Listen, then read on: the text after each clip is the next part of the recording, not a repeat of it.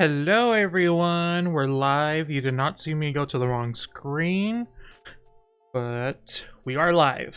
We're playing a game called Mothman 1966. It's a video game about Mothman, and all I know is he's mine. And yes, he is kind of a hoe. You know, he gets around. I don't complain. That's just what our relationship need to hit that is. engine while it's cooling off. I knew you would see that right away, Scatter. I don't know why. I have literally zero auto mod. Oh, wait, no. I think that word is banned. I think I put that on the blacklist itself. Because I don't have any auto mod things. My auto mod is literally zero.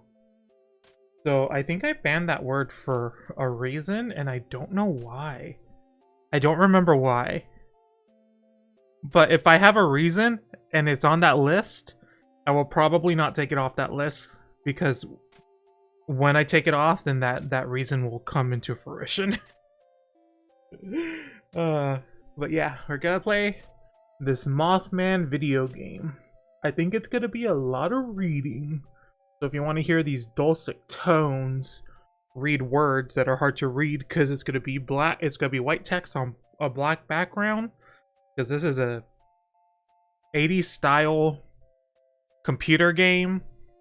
It was just released, but it's in the 80s. That kind of, I guess, Commodore 64 kind of style. So let's start. Let's start. A prologue.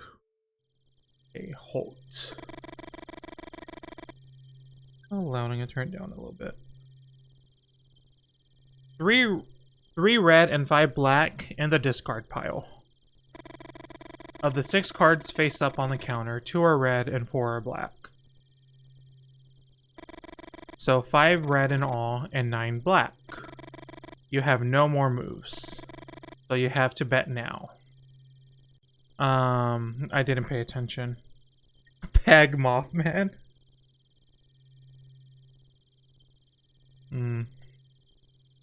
Let's see. Which... I wasn't paying attention. Let's do black. A large majority of the face-up cards are black. And you know that betting against a streak is usually dangerous. Even though you've already chosen, you decide to stay away from the counter. You can't bear losing again. You think of your grandma, Elsie, trying to win at solitaire for over 60 years. You take a deep breath and keep sweeping. Elsie's been paralyzed from the waist down since she was 21. Your mother was only 2 months old. The winter Elsie taught you to play solitaire, your parents and sister had been dead for almost a year, and you already begun to forget their faces. Although you cook for her, do her laundry, bathe, and even dress her, it still feels like she's the one taking care of you. You close your eyes and almost feel Elsie stroking your hair. You're 11 years old again. Ugh. What better stream to do my first own subscription than one with a bug in its title? Thank you for all the streams and good times. You're the clowniest of all clowns, Tilda. Thank you, Scatter. I very much appreciate it. Thank you for subscribing on your own. The clown horn really scared me that time. Let me get rid of the stuff on screen. There we go. I do appreciate it, and yes, I'm sure we'll see some other bugs later on. Because I think we're going to go into the woods. Maybe. I actually don't know. You're 11 years old again, kneeling next to her bed, crying your heart out. Suddenly the bell rings and you feel an invisible force trying to drag you into the present. Look through the window, keep your eyes closed. Why would I not look through the window? Those fucking kids. They said a bad word. And by they, I mean me. I said it. I read the words out loud. The first brat is followed by 2 more. They step on the hose and activate the bell for a second and third time. You don't know what comes over you, but you yell some things at them that you're too ashamed to remember. You justify yourself thinking that they might be the ones who got into your garage that night and stole some parts of the replica machine gun you're building. Okay, we're building a replica. I guess if the replica doesn't work, but still a little weird. You won't let anyone mess with your project. The Winans steam machine gun is the jewel of your collection. The kids yell at you, old freak. Oh, that's relatable content. And laugh, sheltered by the distance.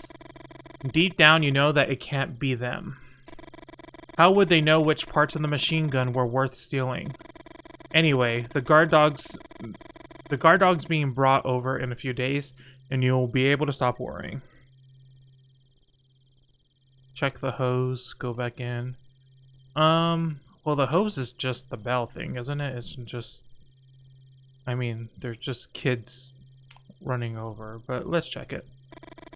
You think about what someone told you at the bar about replacing the hose with a thicker one so it could only be activated by the weight of a car. That's a good idea. And what happens if the kids jump with their bikes and land on top of the hose with one of the wheels, you asked? Kids are always going to find some way to burst your balls. Go back in. You try to calm down. You look at the shelves and think of the solitaire your grandma taught you. Your grandma always said that everyone has their place in the world, and that people keep dancing around it without ever reaching it. To win the solitaire, you have to stop dancing. You know that the chances of winning are incredibly low. Almost zero. You can't bring yourself to turn over the next card and decide to start sorting the shelves instead. Doing simple jobs builds up your self-confidence and provides you some illusion of control. Grab something. Let's do the top shelf. Bottle. Let's do the second box. Replace something from the... Oh. Am I trying to do something? Am I trying to match them? And take something from the middle shelf. We back again with another legendary legend stream where we find the Mothman and make him a math daddy. Not math daddy. Oh, math daddy. I need someone who does math. Honestly, that sounds just as good as a moth daddy. I guess we're gonna do a bottle. And then we're gonna replace something on the box.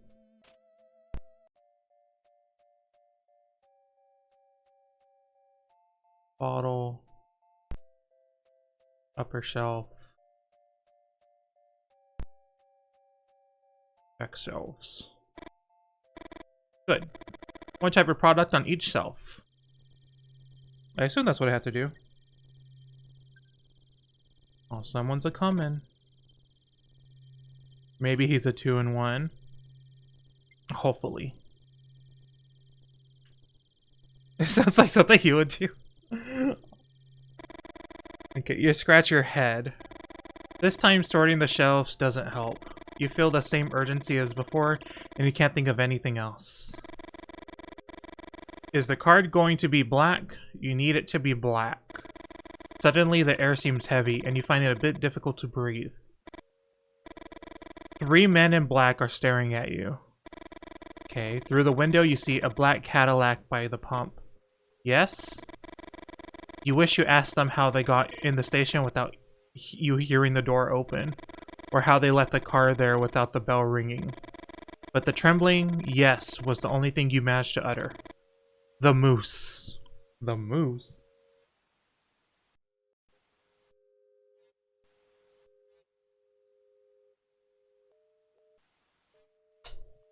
Honestly, the only way I'm actually gonna meet Mothman is if Scatter somehow introduces us. And also, hi Danny, I didn't ask how you were doing. I hope you're doing good. Okay, the moose. The moose? After a few seconds of not receiving any response, you decide to break the silence. Give them directions to the moose. Ask them what's up with the moose. You bought a woman a whiskey. You don't know if it's the right move, but you try to relax and be more friendly. Do you know of a more effective way to socialize? You told her the dream about your grandma. A chill runs through your body. It's been a few weeks since that night, and even though you had a good time with Martha, and you have no regrets, something about the way these men in black ask these questions make you uneasy. What do you want to know? Granny in the forest. Why can't these people just say words? One of the men farthest back lets out a cracking noise. You look at him believing he's laughing, but the man in black's expression doesn't change. Ask them what they want to tell them about your dream. My grandma has been bedridden for over 60 years, but in the dream, I saw her running through the woods. Start from the beginning. And don't omit any details. This is weird. Also, I don't understand... Okay, I don't understand the men in black. Like, this idea... And it's true, there are men in black. There were people who, you know, were in suits and hats, covered up all the way, that asked questions during these very specific times, and it was weird, especially during the Mothman of where was the Mothman? Where was the big Mothman place at? Was it in Pennsylvania? It was Point Pleasant, Pennsylvania, I think. That might be wrong. I think that's right. But the men in black showed up, and it's like, why don't you just be regular people who, like, just be friendly? Like, you know, like, if you watch any spy movie, the point is they have to be friendly and pretend to be normal people who just ask questions and all that, and you could get anything out of anyone by doing that. But instead they're these, you know, very very strange, very noticeable people who just take all the attention and ask questions in the most intimidating way, and it's so unnecessary. When all you have to do is pretend to be a normal person, be nice, and just ask questions, and you can get anything out of anyone. Off today and tomorrow since I'm taking off vacation time for the weekend. So have an extra long. Nice. I hope you enjoy your time.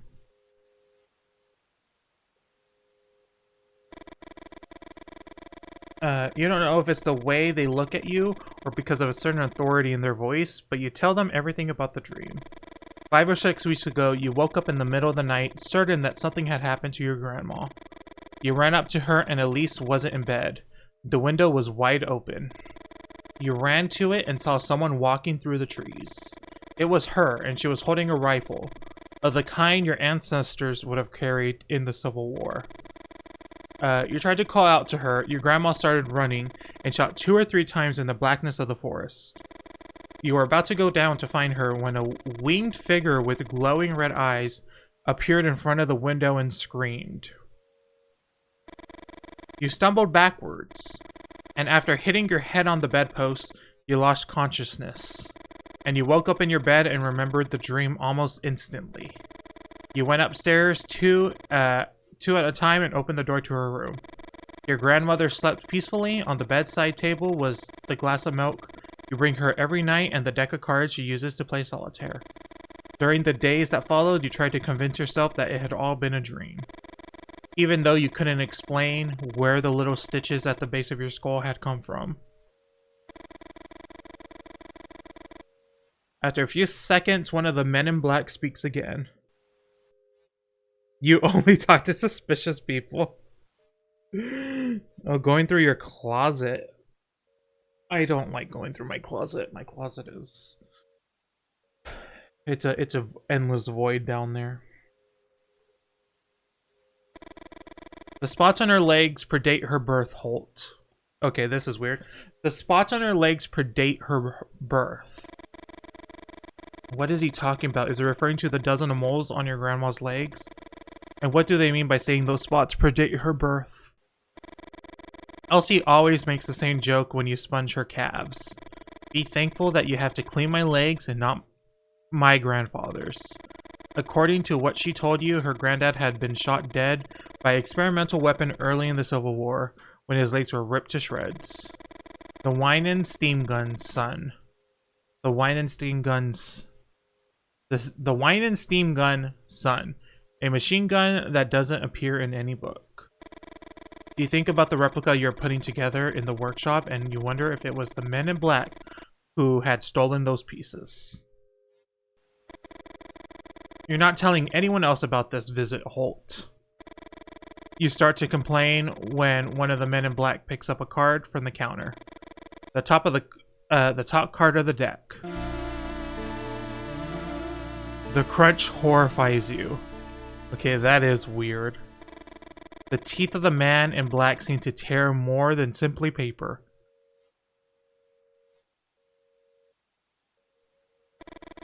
Desperate, you throw yourself under the counter and look for the card.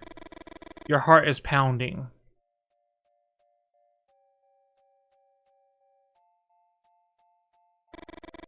You look out the window and you don't see the Cadillac.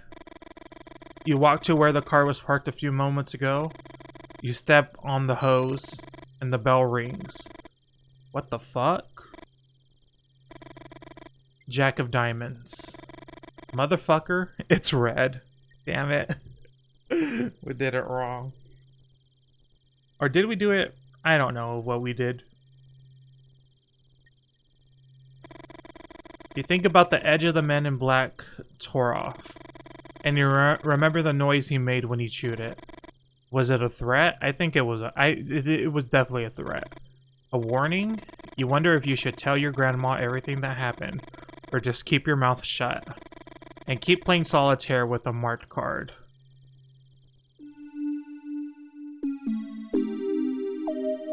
Okay, that was thoroughly weird.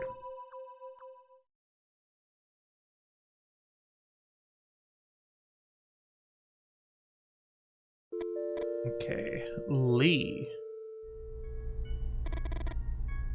What's wrong? I told you it's nothing. That damn pause again. There's something she's not saying. The Mustang purrs. You shake your head, feeling sad inside. The sound of an engine hides no secrets. Lee, you're correct. You bite your lip and sigh. Why is everything so damn hard? Victoria settles into her seat. Let's start over, okay? Where are we going? Answer the question. It's a surprise. Please. No, Vic. Have some patience. No. Just tell people where they're going. They can have fun even if it's a good... Assuming it's a good thing. You'll never forget this night. Victoria giggles and you think this is the best gift in the world. For a moment, you forget all the previous discussions, your obsessions. A giggle, a friendly gesture. Making someone feel good ain't rocket science. You look at the clock and can't believe your eyes. You left your house on time, but you're pretty late. How could you step on the gas? Lee. You scratch the side of your head. Wow, you really hate being told how to drive. Lee? Why doesn't she just tell you how to slow down? You take your foot off the gas. Thanks. You're trying your best. You really think Victoria could be the one. The one. Your dad once said the perfect woman doesn't exist. Couples form when people get tired of looking and just give up. You remember your mother's rants, all those women's names she's rattled off, as if it were part of an endless grocery list. You won't end up like him. Anything but that. You try to smile and force yourself to be more cheerful. Nice complexion. What's your skincare routine? Honestly. I want to know. Okay, Victoria looks into your eyes and you feel warmth on your face that takes you by surprise. You felt the same thing the first time you saw her in college. You keep looking at her for a few seconds. That seems like forever. What? Do I have a booger? That's the sign of a true relationship. Where? You can't help laughing out loud and have a hard time containing the urge to kiss her. Give her a clue about the origin, give a clue about the date, give a clue about the myth. One would be a source of superstition, but we're talking thousands. One would be a source of superstition, but we're talking thousands. A source of superstition. A black cat? Victoria looks at you expectantly, desperate to be right. Cold. Okay. It happened 100 years ago. Victoria answers almost immediately. After all, you're both majoring in history. The end of the Civil War. No, not in 1865. I mean exactly 100 years ago. Oh, let me think then. You're running out of time. There was a cholera outbreak in 1866, right? Freezing cold. And how twisted do you think I am to set up a date themed around the cholera outbreak from a century ago?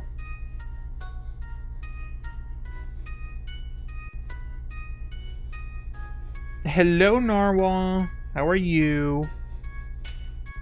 Give her a clue about the origin. It comes from far away.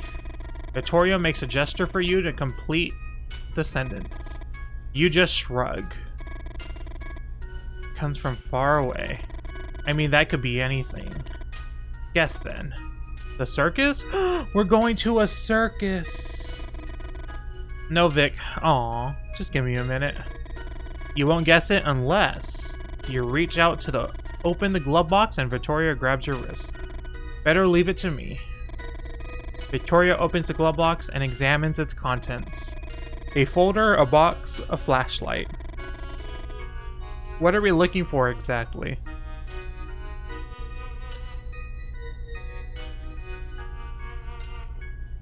Look at the folder. Victoria opens the folder and examines the documents. Some papers, insurance details. Do you want me to read some of this?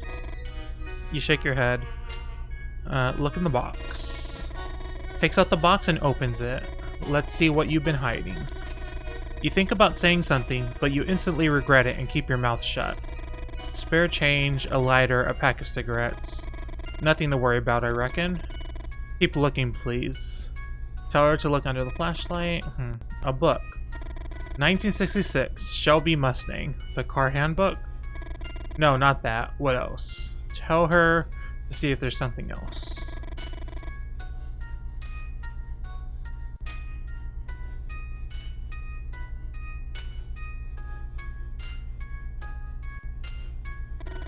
Already got everything out. 1 second, there's this too. Victoria stretches out her hand and finally grabs the map you wanted. It was folded against the bottom of the glove box. You start talking and Victoria interrupts you. Hold the thought while I put everything back. You put the map on the dashboard while Victoria puts away the folder, the box, and the flashlight. Vic, you know I like it tidy in there. Ah, very funny. Vic flicks through the book she found. Red Badge of Courage. Haven't you read this book 1,000 times already? You know she's testing you. Vic knows exactly why you carry it everywhere.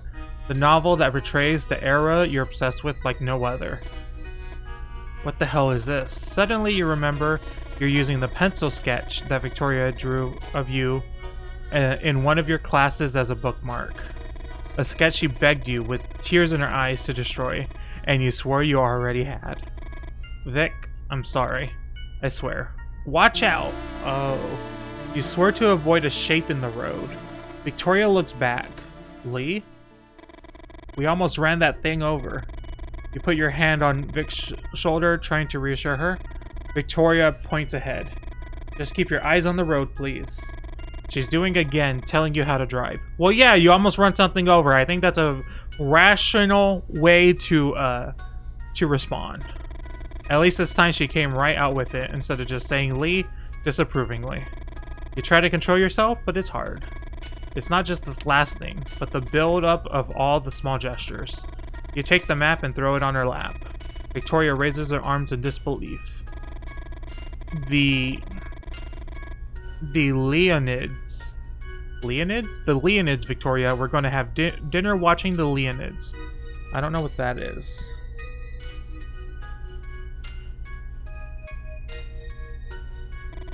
Victoria says nothing. Forgive me for trying to arrange the perfect date. You try to keep silent, but you can't hold it in. A meteor shower. Oh, okay. A phenomenon associated with the passage of the Temple-Tuttle Comet every 33 years. Victoria keeps staring ahead. In 1866, there was one of the most spectacular meteor showers ever recorded. I saw some lithographs in the library. Victoria doesn't even move. Everyone makes a wish on a shooting star. Imagine how many wishes you can make with the thousands of shooting stars through the sky. Victoria settles in her seat. You know what, Lee? Shut up. You never heard that tone before from her. Just keep quiet until we reach. She pauses as she examines the map you threw on her lap. Holt Station? You feel your heart pounding. Your hands are shaking. That's what she wants? For you to keep quiet? For you not to say a goddamn word? Honestly, that's what I want. For every person to be. Your hands grip the wheel tight. All the preparations you made for tonight. Your friend Freddy had worked out the ideal place to see them in all their splendor, away from the city lights. And when you noticed Holt Station was inside the area, you didn't hesitate. But now Vic had ruined it. What the fuck? Something hits the Mustang antenna. What the hell is that? Stop, Lee, stop! No. For some reason, you don't understand. You speed up. Slow down. Lee, please. Lee. She's pregnant! Victoria's words make no sense. The Mustang hits the... I made the wrong choice. I made the wrong choice. The Mustang hits the edge of the road, flipping the car over spectacularly. Neither of you survive. I made the wrong choice. Oh, I made the wrong choice. I just assumed that we were going to get got by a giant mothman. Okay. Let's retry. Okay, stop the car. Well, now we know that she's pregnant.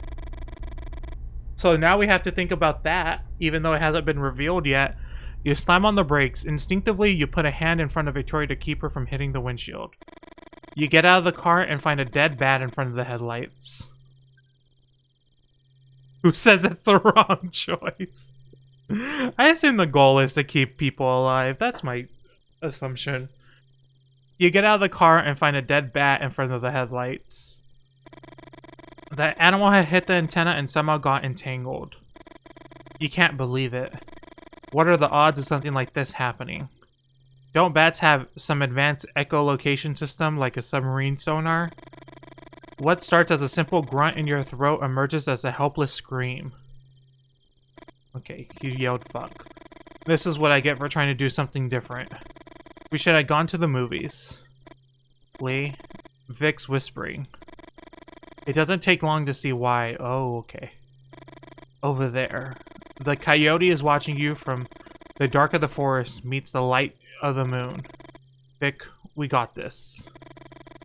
It's not interested in us? You point to the dead bat. They're scavengers. You hear a growl that quickly multiplies. Suddenly, you're surrounded. Okay, maybe they're interested in us.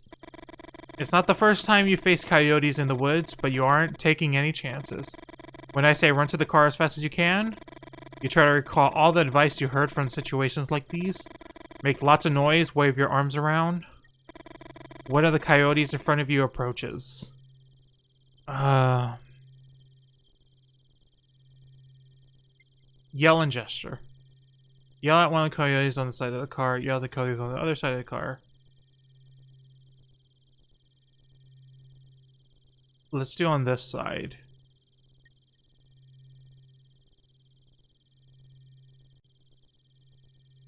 In the center. And another coyote advances. You look into its watery, bloodshot eyes. Let's yell and gesture. This side. Right. Oh. The coyote closest to you leaps forward with a savage bite. Encouraged by your screams, the rest of the coyotes soon join the feast. Okay, I'm gonna have to think harder.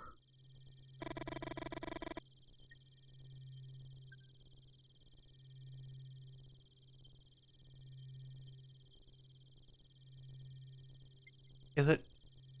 Oh, it's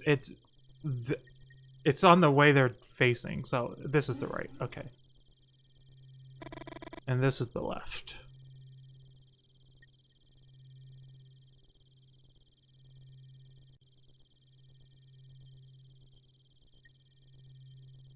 Yes.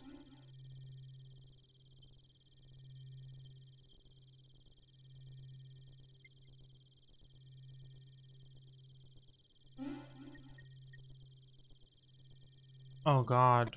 Shit. 3 coyotes advance at once, yelling or waving your arms won't be enough this time. Bang on the hood. Okay. The trick seems to work and all coyotes back down. No coyote advance this time. It's your chance to go on the offensive. Throw stone. I would say run to the car. Now! Damn it! You rather it end quickly than be ripped apart alive by coyotes? Yeah. Okay. So... okay, go through this again, and then I guess we throw a stone.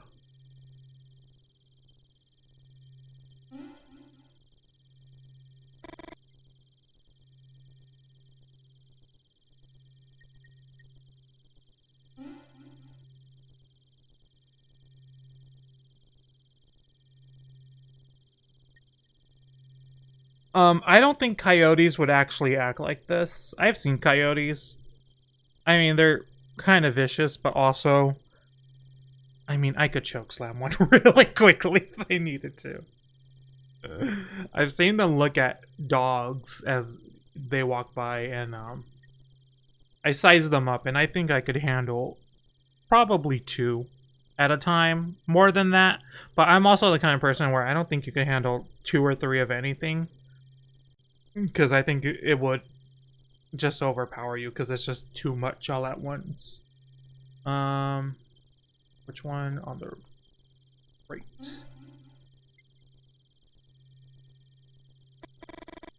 Okay.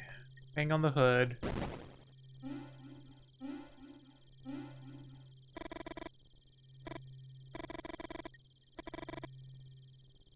Throw a stone. You crouch down and find 4 stones. You pick them up. Okay, I'm gonna do the one closest to the car.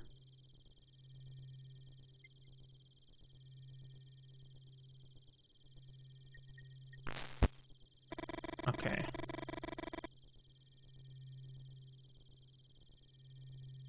And I'm gonna do the 2 closest to us.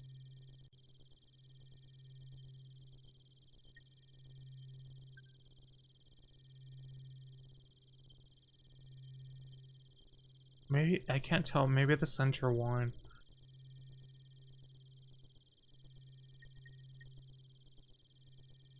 I feel like, okay, let's do, I'm gonna keep the center one.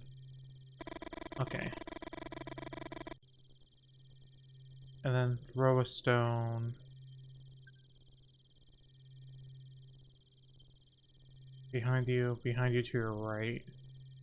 I don't know what that one means. Just do behind. Okay.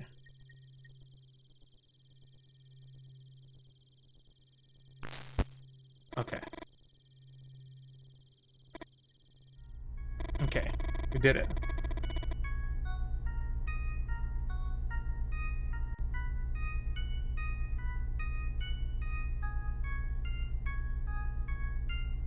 Three plays at once is impossible to deal with.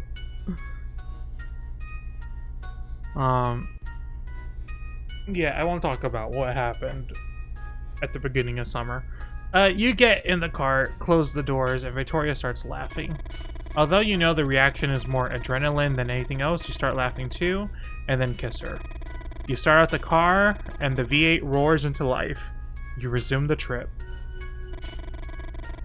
After a few wordless minutes, you suddenly remember something. Holt, Vic. We're going to Holt's gas station. Victoria starts whistling. The doubts, the fears, everything seems a bit ridiculous now. You think about the plans you made for her tonight and smile. She's pregnant. We forgot that she's pregnant. We don't know that she's pregnant. She didn't tell us. You really like to hear her whistle.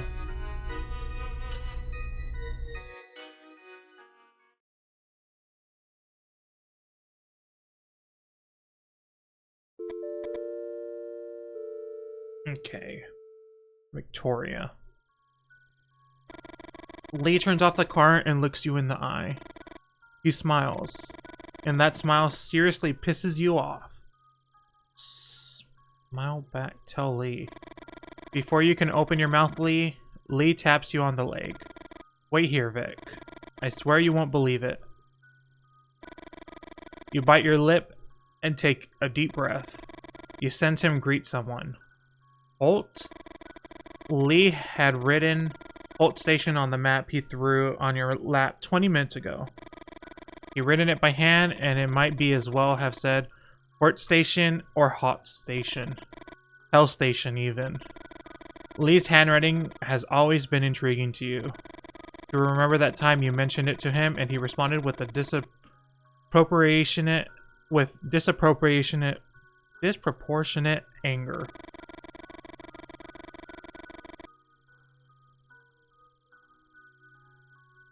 Otherwise, the Tux and Vanny final boss. I forgot about that. Oh, that was good times. A nonsensical rant which involves several philosophers of language. And all because you told him his handwriting was dreadful.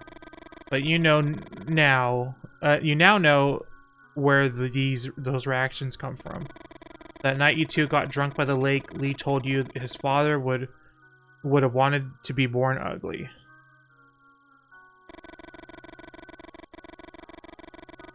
After the initial surprise, you couldn't stifle a belly laugh, and Lee looked down. For a few minutes, I don't know why I'm having a hard time reading. For a few minutes, he didn't want to tell you anything else. You finally convinced him to continue. I always got what I wanted just by smelling. Ugly people have to develop other muscles. Unfortunately, those other muscles are the ones that last. I don't want to hear any sob stories from conventionally attractive people. No, thank you. I don't want to hear any sob stories from them. You couldn't believe those words had come out of the mouth of a flesh and blood human being.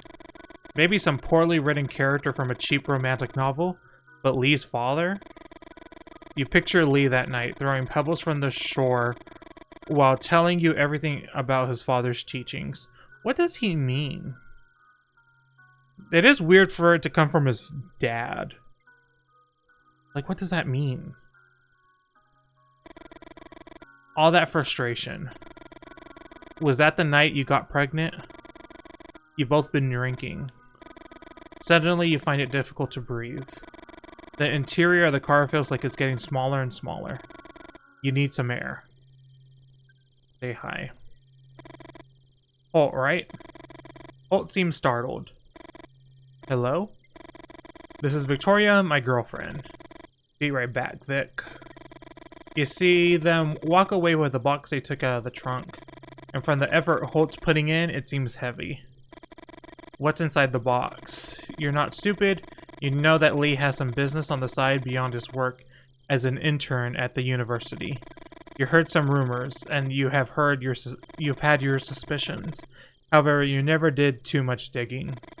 You prefer to keep it a mystery, something to make Lee a little more interesting. No, thank you, ma'am. You got it. I don't want anyone. I want to know every aspect of someone's life. I don't want a mystery. That's not something. I'm not looking for that. You light a cigarette. Okay, it is the 1960s, but she is pregnant, and she knows she's pregnant. Will Lee be a good father? I don't know, ma'am. You're smoking and you're pregnant. Who are you, my mother? And the question that you still haven't had the courage to ask. Would you be a good mother? The clicks repeat at irregular intervals. Small moths approach the light to get electrocuted. Is that love, Victoria? You laugh and shake your head from side to side. You think of all the manuscripts you torn up. You tried poetry, drawing. History seemed like an obvious choice. You don't need any talent to be a historian. Oh, what the fuck? Hello? The man talks to himself while holding something in his hands. Have you seen the winged creature flying over the area yet? For a moment, you think he's asking some kind of tricky question, and you remain silent. However, something about him tells you that he's genuinely asking.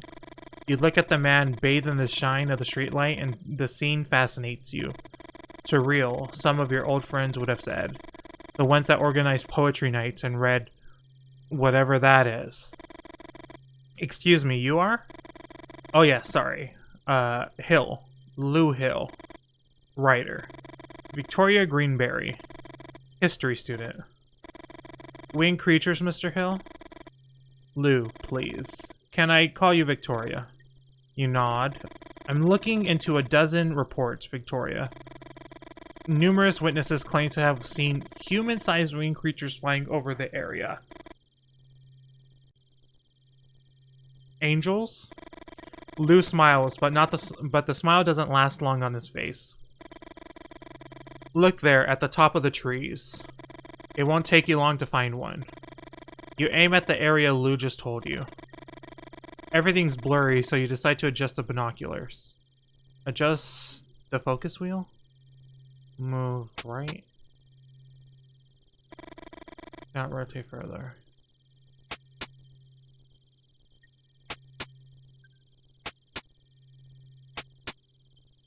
There is something. Wait, is it? Oh, let's see. I don't know what this is doing.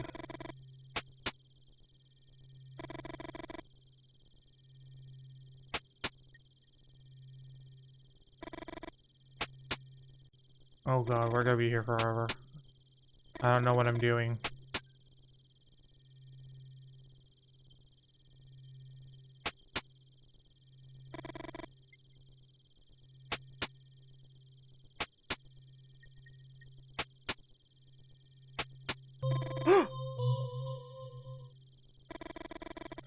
It was just a second, but you think you saw something up there. Was it suggestion? I don't think they're angels, Victoria. But before I tell you my theory, I need your help. Could you draw in this notebook what you just saw? Yes. At any other time, you have refused with some witty comment. But there's something about Lou Hill that invites you to play along. You wonder if the fact that he presented himself as a writer had something to do with it. The hardest puzzle of them all, binoculars. I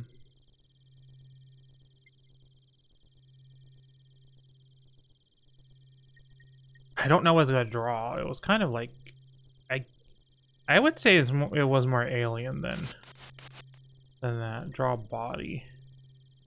Small, round, wide chest. See, I don't know what it's gonna be.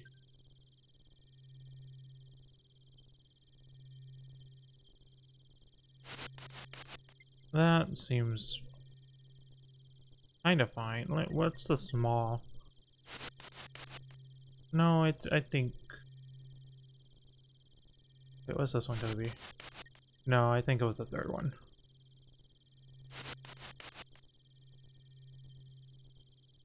Thin insect.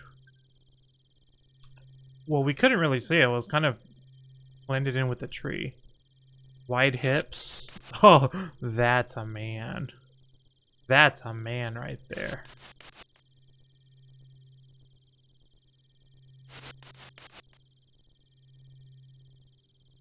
I didn't see any legs. Gotta be honest. I think it was the second one.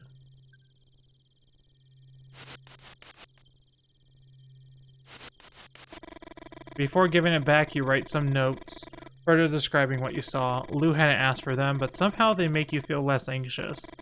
You never felt confident about your work. Lou looks at the notebook for a few seconds. That feel too long. You think about the time you showed your sketches to your art teacher and how he embarrassed you in front of the rest of the class. Motherfucker. What? Sorry, I was talking to myself. You can't help but blush. Victoria? For once, you're glad to hear Lee's voice. All good? Although he seems to be talking to you, Lee keeps staring at Lou. Lou Hill, writer. Lou holds out his hand. Lee Miller, historian. Lee walks over and puts his arms around you, his back to Lou. You know he must have been annoyed that Lou introduced himself as a writer. Although it's hard for you to admit, you like to be hugged. You feel safe. What if he did say he was blind? You think you would also feel safe in your grandmother's arms or in the arms of any other strong woman in your family. But the heat of Lee's body, the hardness of his muscles, you remember all those biologists' arguments you hate so much, and you can't help but smile. It's like you're cheating when nobody's looking. Come on, Vic. Let's see the surprise. Close your eyes. Fine, let's close our eyes. You close your eyes and let Lee guide you. Now open them.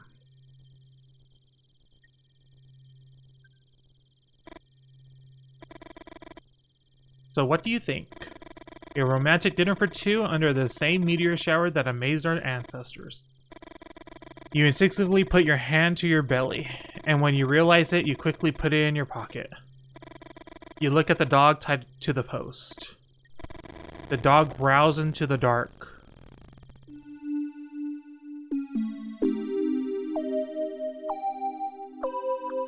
Okay, I guess that was the end of the chapter.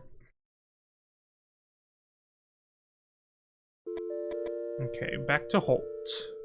I wonder how many chapters there are. You've known Lou Hill for a few months now. The first time you talked to him was at the Moose.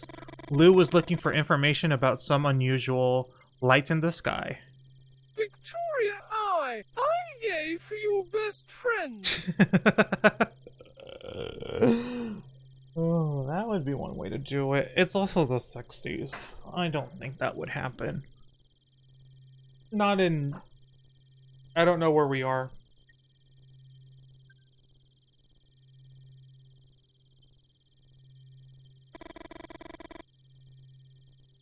Oh, I didn't read. I forgot what he just said. Nobody would talk to him. Before going to the restroom, he went over to his table and suggested he buys people a drink first. When he got back, Lou was already talking to Rick and Stella, their tongues sufficiently loosened. Lou raised his glass at your direction and smiled. Although it wasn't you who gave him the nickname, you still feel a little guilty. Since that night, most locals refer to him as Lou Refill Hill. What do you recall about the encounter with these men in black? You smile. What does he mean? It had only been a week. Okay, so that was a week ago. You think about how to answer. You know Lou. He loves asking questions. Am I winning? Well, I died twice. Well, no, was it twice or 3 times? I think it was 3 times, actually. But I died. I crashed my car once, and then I got eaten by coyotes twice. So you're gonna tell him one thing and one thing only. No follow-up questions. Tell him about the dream. The men in black seem interested in the dream I had about my grandma. Lou listens carefully. You talk about the dream, omitting some details. You don't tell him anything about the stitches in your head. You know if you did, he'd keep asking questions all night. Lou remains pensive. Before he even opens his mouth, you try to change the subject. Red or black? The card. Red. You turn over the card. It's red. Good. It's a solitaire my grandma taught me. No one could ever win it. Lou suddenly seems interested.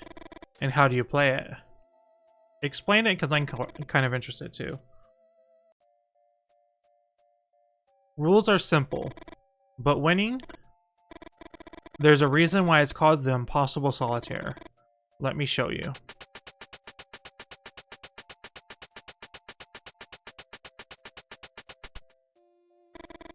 The objective is to move every card from the board to the discard pile. You can move any card whose rank is one higher or one lower than the topmost card into the discard pile. So let's say there's a 5 in the discard pile. You can either place a 4 or a 6 on top of it. Okay, I see. And remember that if there's a K in the discard pile, you can place an A. A comes after K, and the opposite is also true. So, 28 cards to move. Seems easy enough, right? Select a card. Cursor to the...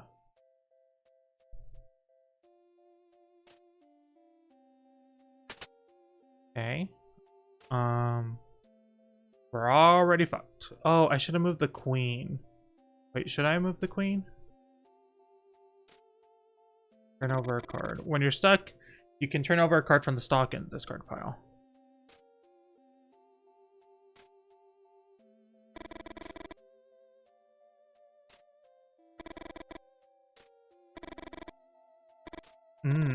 So that's why you asked. Black or red? I think it's gonna be red. Damn it. New game.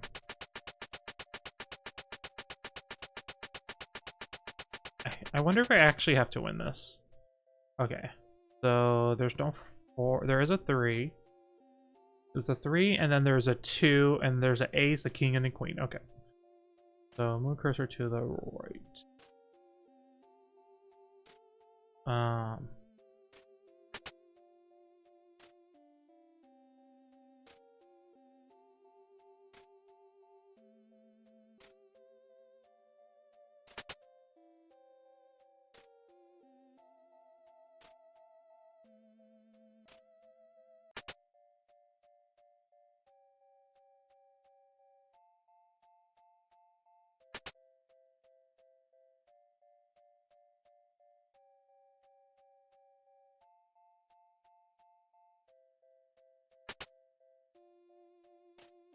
Oh, damn it. Okay.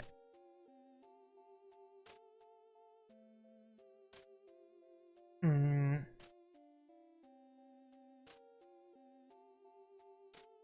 gonna do red again. Okay.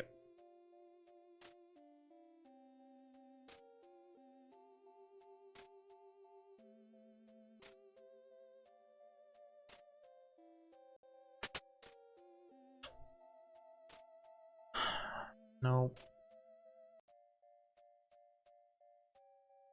Okay, this time let's do black. God damn it. I want to do this. This does seem impossible. Seems like you need the world's greatest RNG.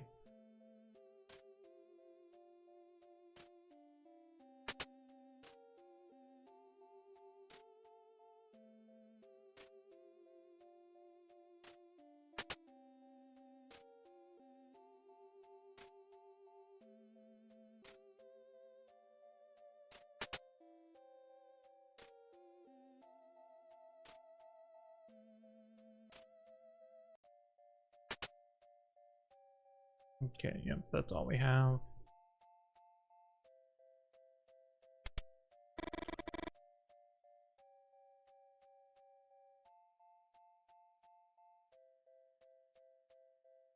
Okay, I'll leave the game. You hear barking from the back of the station. Trent.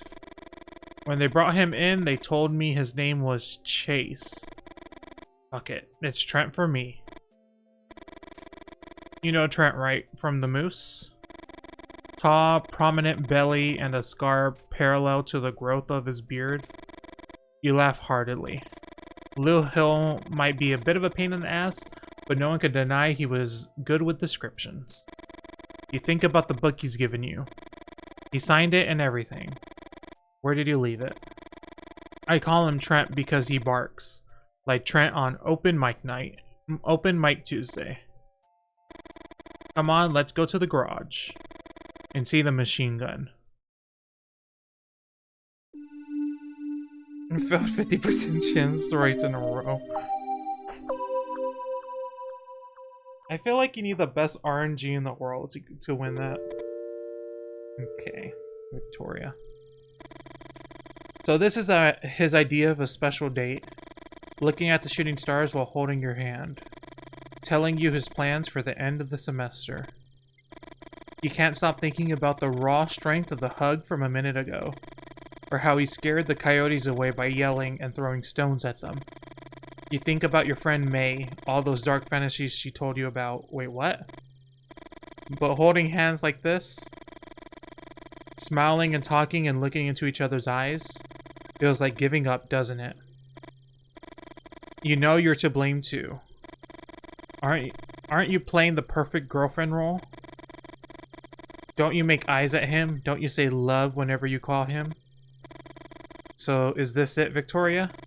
Is this what you want for the rest of your life? Why don't you make up your mind just for once? You think of May again, of those women she claimed to know who could solve your situation using a coat hanger. Oh, this is where we're going. Okay. Topical. You wouldn't be the first or the last. The dog barks like a maniac and you appreciate the distraction. A mixture of guilt, anguish, and apathy takes over you. And now what? Why is he looking at you like that? Why doesn't he say anything? Has he asked you a question? Ask him to repeat the question. I said, if you're excited about the Doors. Yes. Of course you are excited. The Doors, Victoria. Freddie told me they're about to release their first album, and it seemed they'll be playing in New York. Are we going to see them live again then?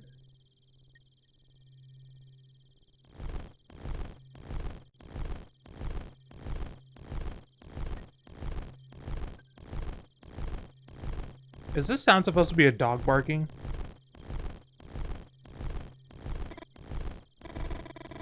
Even though you try, you gradually stop listening to him.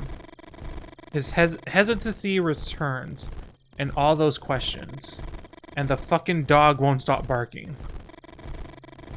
What had been a distraction is now driving you crazy.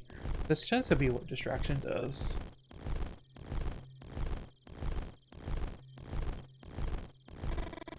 What the hell is wrong with him? Shooting fucking stars. Why don't you make a wish, Victoria? How about going home, covering your head with a pillow, and sleeping for 18 hours straight? You feel like crying and try to calm down.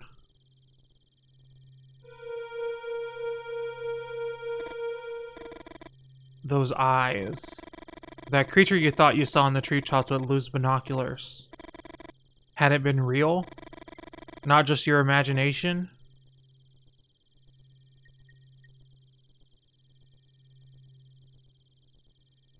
Vic, you know what?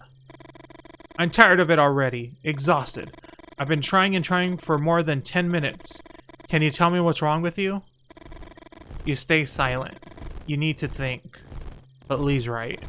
It's not fair to either of you. With so much noise, it's impossible for you to concentrate.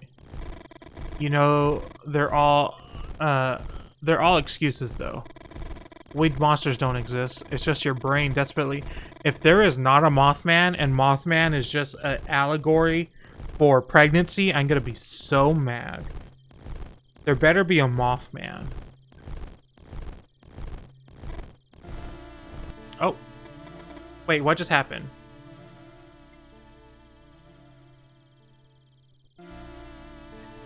Oh, okay. That's a button so you can see what happens. What happens when I hit plus? Oh, I can save a game? Should I save? Let's save. I don't think you really need to save unless you really want to come back to a spot. Then suddenly, the sudden scream chills your blood. And silence takes over everything. Okay, he killed the dog. Mothman killed the dog. But he was loud. It was so loud, like, calm down.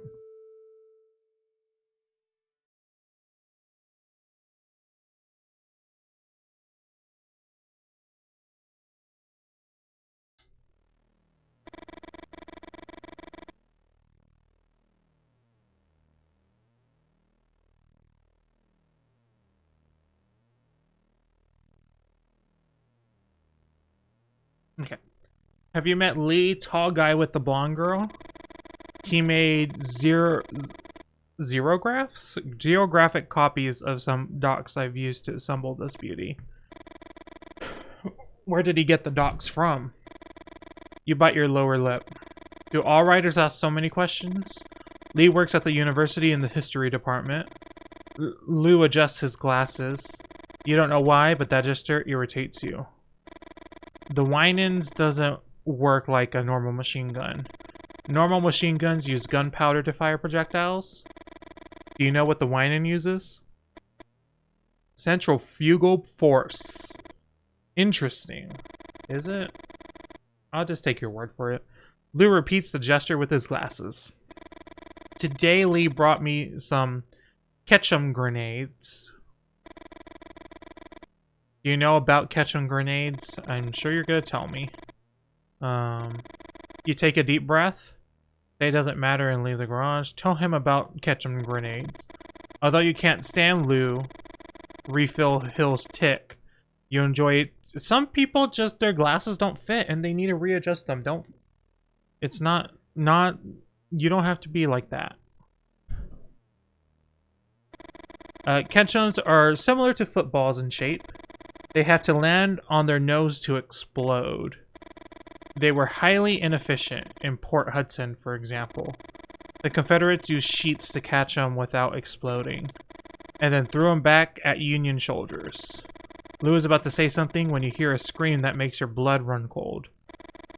You grab the shotgun without thinking twice. It's coming from the back. Come on. You don't have a good feeling about it? Something's not right.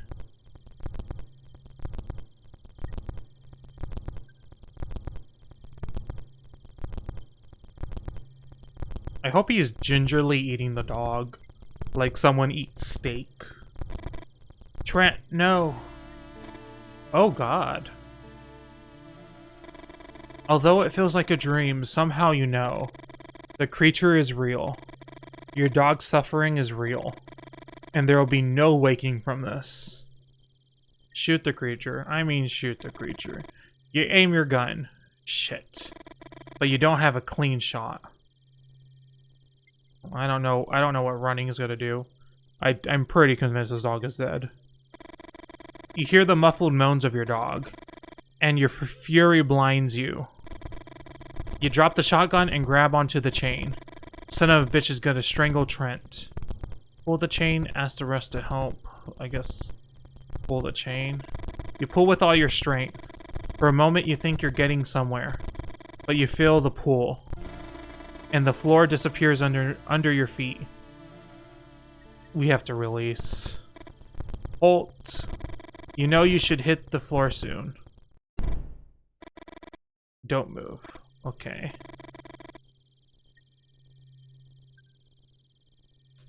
Listen to Vic, Colt. Her sister's a nurse. No bones seem to be broken. My dog. Victoria and Lee help you to your feet. Lou doesn't take his eyes off the winged creature for a single second. He let go. He just let go. What? 1 second. I know where your dog is, Holt. Wait a minute. Wait a minute. Got something in the car. Let's go. A gift from Freddy. Cool, right? No, a gun's not cool. You try to get up, but you feel dizzy and stumble. Victoria gives Lee a disapproving look and helps you keep your balance. Follow me. You would have liked to smile at her. After all, Victoria just wants to help. But I can do it by myself. You get your rifle and walk with the rest into the blackness of the forest. We should go in that direction. Lee goes, no. I think we should go that way. Lee? Now what? The place where Trent fell. I've calculated by projecting the point where the creature dropped it on this map. You've calculated it? You've calculated, you say? Weren't you a writer? Writers can't do math, apparently. Lou, don't mind him. Do what you want. Constantly checking the map, Lou leads the group on. We should be close. Lee is gonna get us killed. I'm predicting Lee's gonna get everyone killed. Your heart is pounding. Please. Compress his chest, use both hands just like that. How curious. Did you know that that's a word. Was discovered by Dr. Knickerbocker while he was trying to save a dog. Oh, the pushy thing. Yeah. As he speaks, Lou carefully examines the tops of the trees. It was at Johns Hopkins University. Victoria rests her hands on yours and moves her head from side to side. You stop pressing and a few tears roll down your cheek. The interesting thing is what happened to the dog afterwards. Shut it, Lou. Lou adjusts his glasses. You look at Victoria. You are too afraid your voice would break to say thank you. Why didn't you shoot? Why didn't you try to blow the creature's brains out? Deep down, you know that it's just the guilt talking, and that maybe there was nothing you could have done differently to save him.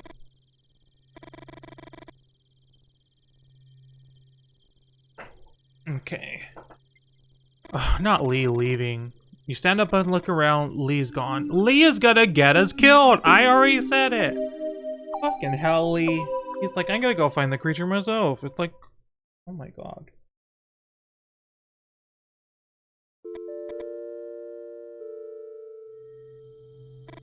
You walk faster to keep your thoughts at bay. What the hell is wrong with her? Why does she even listen to him? Writer, says the fucker. Why does Lee hate Lou so quickly?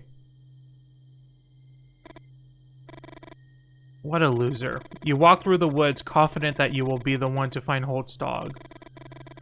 What then, Vic? What weird little face will you make? Oh, God. Hello? You feel like someone is watching you. You're walking through a dense forest area where the darkness is almost total. You walk even faster than before. Finally, you reach a clearing and look at the sky. The meteor shower is gaining intensity. Your heart is in anguish and you find it hard to breathe. Are you watching the Leonids? I don't know how to pronounce that. Victoria, are you? You hold your head in your hand. Let's cry, Lee. The last time you cried like this, you were 16. You come home early and found him hitting your... Oh, okay. You tried to separate them, and your father took it out on your ribs. His blows were like a rain of sledgehammers, and his breath reeked of alcohol. He pushed you against the wall, and you ended up on the floor. Your mom was clutching her head when your dad took a deep breath and kicked you in the stomach. Won't hit you in the face because it's the only thing you got going for you. And one day you won't have it anymore. You carry your father's photo in your wallet, not to remember how good he looked? Oh no. Whenever the pain was too much, you scratched his entire face until his features blended with the cuts in the paper.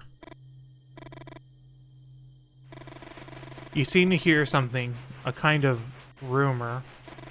You think of the noise hands make when they shake the dust off an old volume. A river? You try to think about the map you got in the car. You can't remember seeing a river here.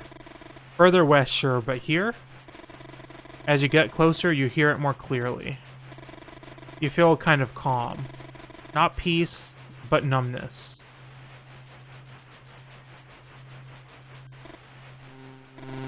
Suddenly, the whitest light you've ever seen floods the ground. Even when there's no river nearby, the sound is deafening. You feel the light pulse with painful intensity, as if millions and millions of red ants were sinking their little jaws into your skin. Pain turns into light. You want to scream, but you have no mouth, nor larynx or lungs. And the white that precedes everything consumes you. You don't know how long it takes. You feel the urgency of what is yet to be, and white makes you desperate. Okay, I wasn't expecting a goat.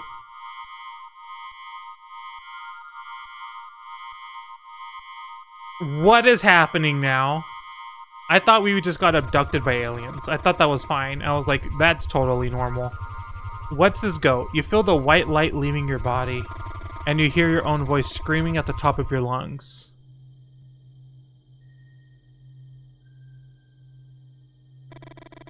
You drop to the floor and cover your head with both hands. You're filled with a sense of completeness that you cannot explain. We all need a little darkness.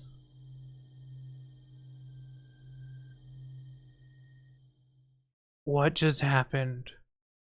I thought we were getting abducted by aliens. And I was like, I'm into this. Yes. Let's probably.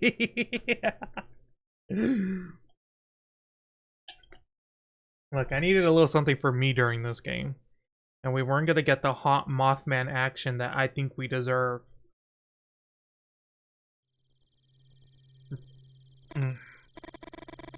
Where's that idiot? Calm down, Victoria. Lee knows how to take care of himself. Does he? We have a zero idea of that. Holt's right. Lee's going to show up eventually. Did you know that he chased away a pack of coyotes with screams, some stones, and a blow on the hood of his car? Lou smiles. You wonder if it's authentic or a calculated gesture to show some empathy. Holt, what's your business with Lee? Holt looks at you for a few seconds before answering. You think of one of those computers at the campus, the IBM 7040. You know what it's called because you once wrote a poem with that title. Holt is like that computer. From the outside, it's impossible to tell what's it's evaluating before giving you an answer. I shouldn't tell you anything. Holt lowers his voice. But you shut Lou up back there, and I'm going to make an exception. Okay, so we did... Wait. So I actually made the right choice by not saying anything. Okay. Holt tells you about Lee's business. The sale of original Civil War pieces. The xerographic copies of historical documents. Don't worry. He knows what he's doing. You hear twigs snapping. Who's there? What's happening? What's happening? It's our grandma? It's Holt's grandma? The sight of Holt's grandmother holding an old rifle mesmerizes you. That is everything. Holt's grandma is gonna... I trust Holt's grandma. The whole thing looks like an image from some Wyeth painting. A wet dream for almost any of your classmates. Huh. That's a sentence. That's a sentence right there. An image that not only defies gender stereotypes, but also demolishes social constructs like that. Oh! Okay, I know what she meant. I thought she meant it like literally, but like she just meant like people would think this was cool. And you know what? She's right. The expression on Holt's grandmother's face changes. Her features soften. My legs. Holt picks up his grandma and helps her sit against the tree trunks. He looks at his dog's corpse and beckons you to come closer. I need to bury Trent before carrying on. You nod your head. How do you feel, ma'am? Confused. Here, Victoria. You didn't hear him approach. You grab the handkerchief without thinking twice. A strange feeling runs through your body. Shouldn't you have at least considered some other option? Clean up her legs. You rub the handkerchief against her calves and gradually remove the mud stains. Scrub harder. I was probably your age when I stopped feeling my legs. Holds grandmother's size and closes her eyes.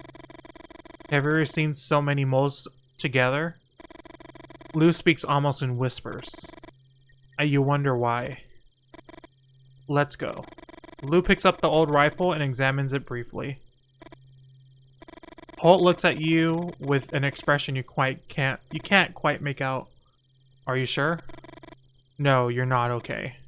Oh, I think I missed something. Wait.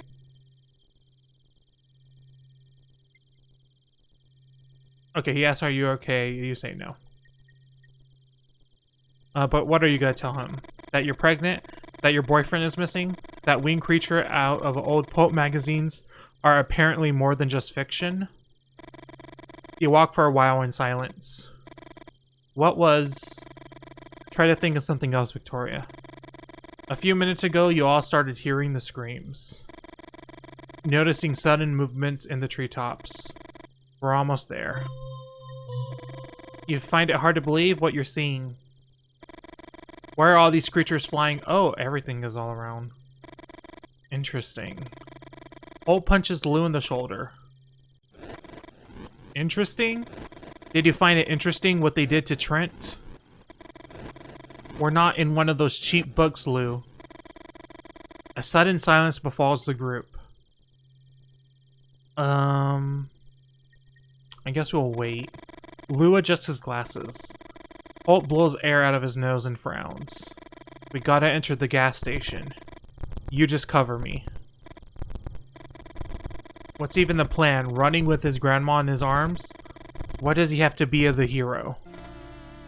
Holt, the shriek chills your blood. Fuck. Lou looks at you as if waiting for something. How many bullets in your rifle? 3. Okay, hope it's enough. Holt and Elise are halfway to the gas station. 2 winged creatures on the street lamps. The light, Victoria. The creatures seek the light.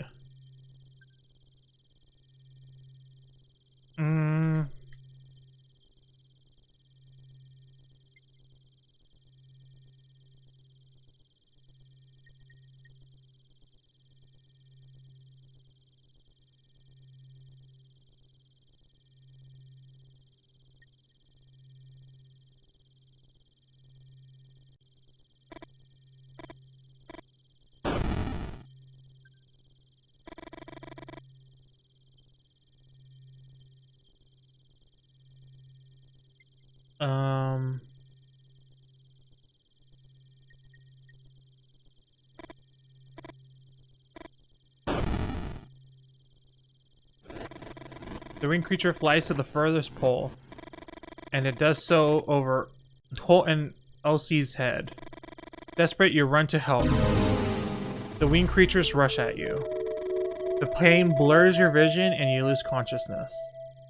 Okay, retry.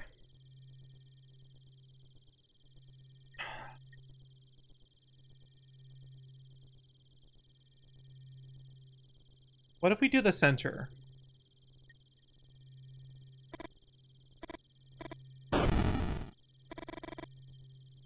And then we do...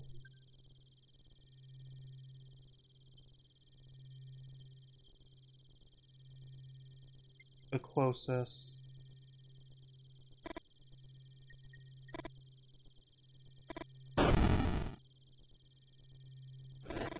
Oh no.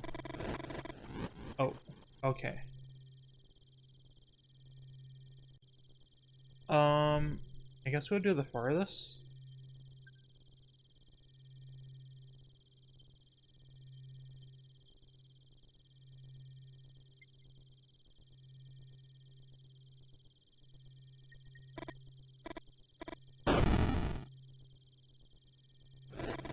The winged creature flies to the farthest pole.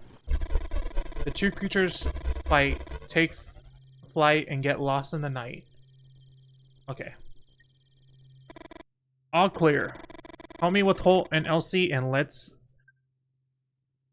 And let's inside fast. There's some grammatical errors. Is someone gonna make a wish? You laugh under your breath. You look at Holt and he looks away. You wonder if he's pissed because you saved him. You still can't believe everything that happened tonight. You know that as soon as you stop to think, you touch your belly and fight back the tears. Lou looks at his watch. The Leonids are reaching their point of highest intensity. The screeching is deafening. Freaking creatures. I think I saw one in the dream I told you about, Lou. Lou stares at Holt's grandmother. Are you sure it was a dream? Lou is about to add something, but suddenly falls silent. You approach the window and rest your hand on the glass. You can't stop looking at their dance. Before meeting Lee, you had some experience in college. Experiences by which you sought to open the doors of your perception. Lee doesn't know, and you don't know how he would react if he found out. But the strange dance of these creatures in the sky beats anything you would experience while tripping. Oh, drugs. Okay, she meant drugs.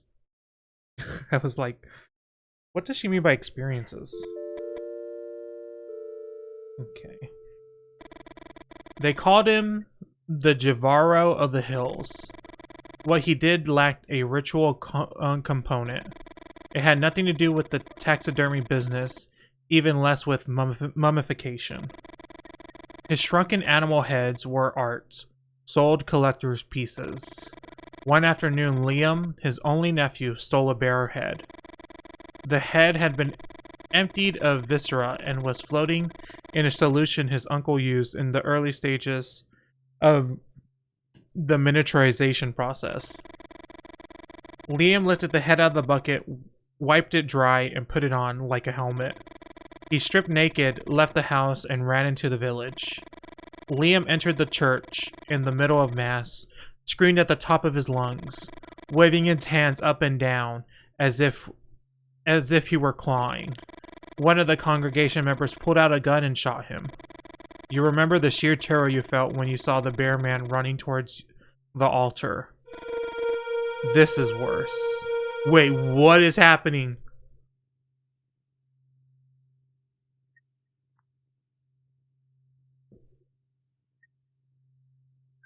What is happening? One, that story? Wild. Wild. Someone in his village would make shrunken animal heads, and they had a bear head that they were in the process of shrinking, and then apparently their nephew took it out, put it on their head, ran naked in the middle of their fucking wherever they were in their town into their church, and someone shot him. That story in and of itself is wild. And now we have animal people. Oh, this is a game about furries. Worse than what? Change the topic. I don't think you need to know. You don't feel like retelling something you already went over in your head. What about you, Lou? I guess you heard some things, right? Lou adjusts his glasses. Lou Refill Hill. You think I don't know what they call me in town? It may be true that some people make up stuff to get a beer, but imaginations have limits. And in the long run, we tend to rely on real experiences when telling a story. Mothmen. They're somehow related to the Leonids and the gathering of all these creatures. Maybe he's right, and all the creatures outside started to appear after the aerial dance of these Mothmen. Ask why Mothmen. Mothmen? Why the name? Moths are attracted to light. You look at the sky, illuminated by dozens and dozens of shooting stars, and you nod. You like the name. Not because of Lou's explanation, but because you know it's easy to squash a moth. This isn't the first time that Mothmen have appeared during the Leonids. Check on Grandma. What are those shrieks, love? It's painful for you to see how confused she is. 1 second. You turn on the radio, static. Move the dial to the left. No matter what you turn the dial, all you can hear is static. You never sung at the Moose. Not even on the nights when everyone egged you on and boozing, and the booze in your system had drowned your inhibitions. Almost without realizing it, you start singing the lullaby Elsie used to sing to make you sleep. Although more than 40 years have passed, the words came to your mind one after the other. You close your eyes and caress your hair, singing all the time. As soon as you feel the rhythmic breathing of your grandmother, you get up. They look nothing like moths. They look moth enough. What was that? Is it Lee? Oh, Lee? Victoria tries to hug Lee while he babbles something you don't understand. At no time does he look up. Where the hell have you been? Victoria. I thought, but he's here. Give him some space. Thank you. Lee takes a few seconds to start speaking. I think I got lost in the forest. Babe, take it easy. You were just yelling at him a second ago. Victoria grabs his arm and Lee tries to smile. I thought I heard the sound of a river, and I felt someone looking at me. After walking for a while, the noise was deafening, but there was no river. Lee starts to cry. Victoria tries to calm him down. As soon as he regains his composure, Lee keeps talking. And then came the white. I don't know how to explain it. It was as if I could see everything and nothing at the same time. And a goat looked up to the sky to watch the shooting stars.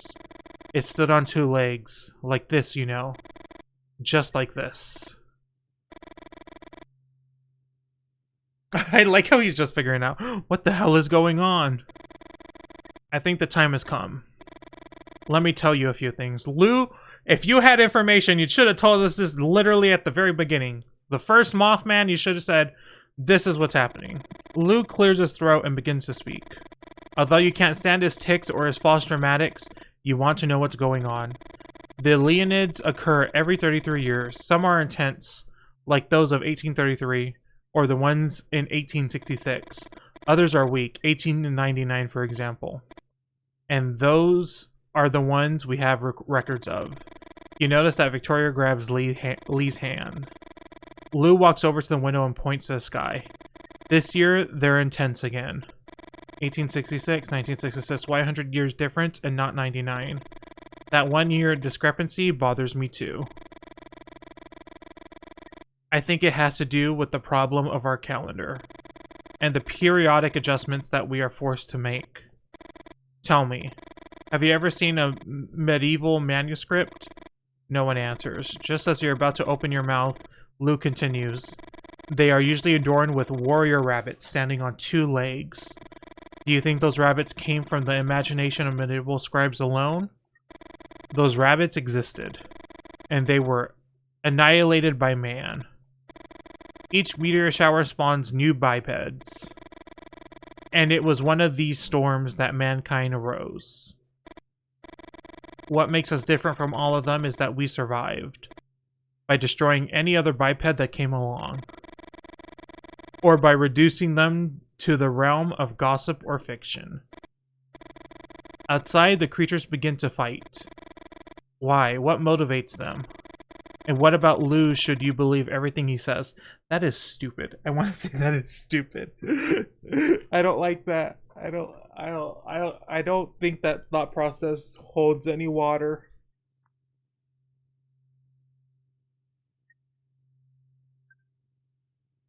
And what about Lou should you believe everything he says? After all, Lou is a writer. Your grandmother's cough sounds like the noise of a tractor's engine refusing to start. Grandma? You have to kill them all. The voice with which she speaks seems to come from much further back than her throat. We had a secret weapon, and we would use it to finish off the upright beasts. But they decided to test it in the war. Elsie? What are you talking about? I wanted to take the Winans from the battlefield. And your grandmother caresses her legs. I just want to finish the mission. Victoria and Lee look at each other. Lou walks up to you and tells you almost in a whisper, I bet the moles on your grandma's legs correspond exactly to your grandpa's wounds.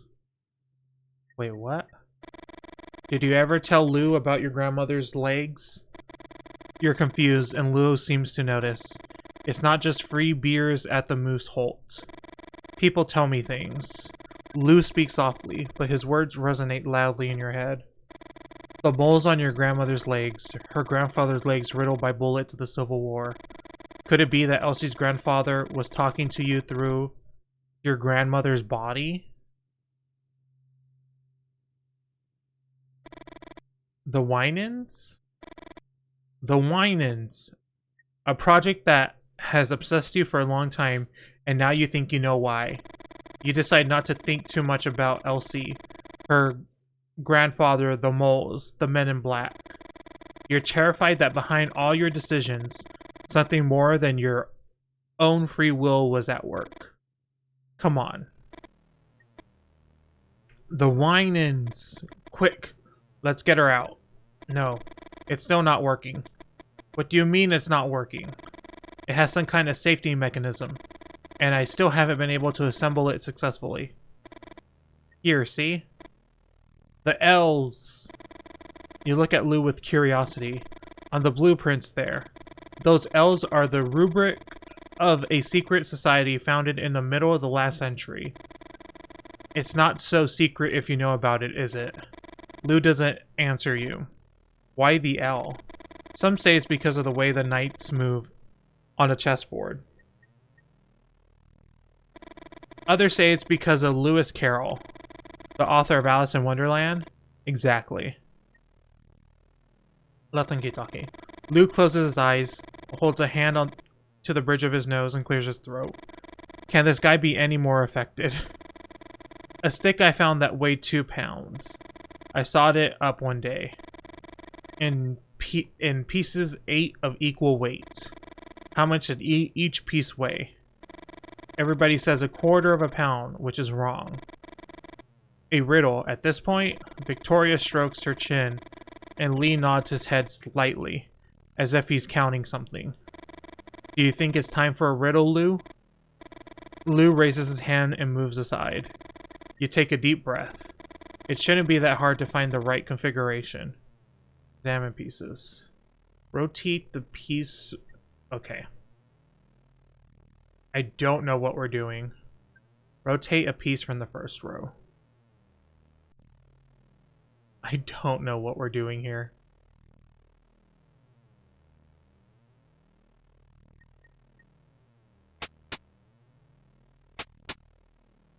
I don't know what the starting point is, and I don't know what the ending point is.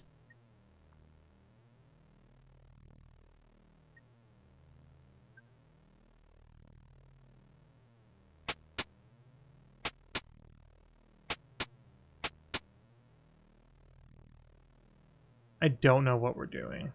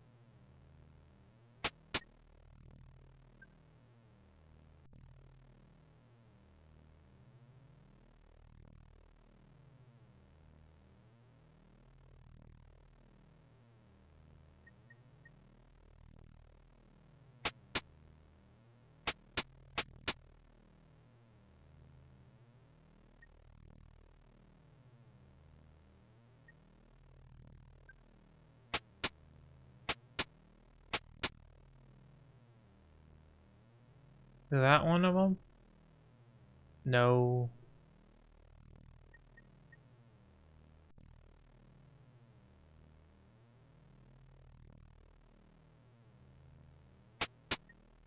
Okay, that's one of them. And then third row, third piece. Okay, and then second row, third piece. Okay, that's that one. And then first row, third piece.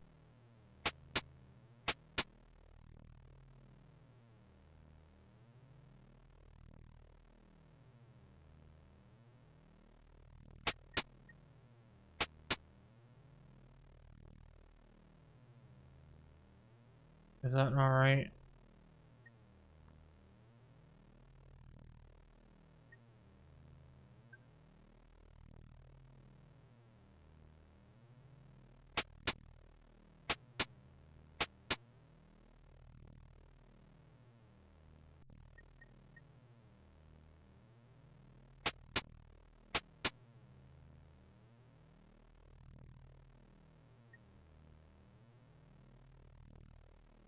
That's not one of them.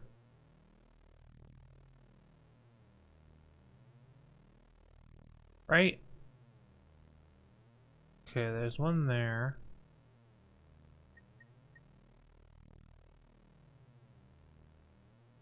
Oh, wait. I'm not even doing the right ones. For some reason I wanted to do the green ones. But it's not the green ones. It's the blue ones with the middle. So I actually accidentally did two of them. Actually. Oh wait, no, there's three of them. But there's one, let me see. Yep.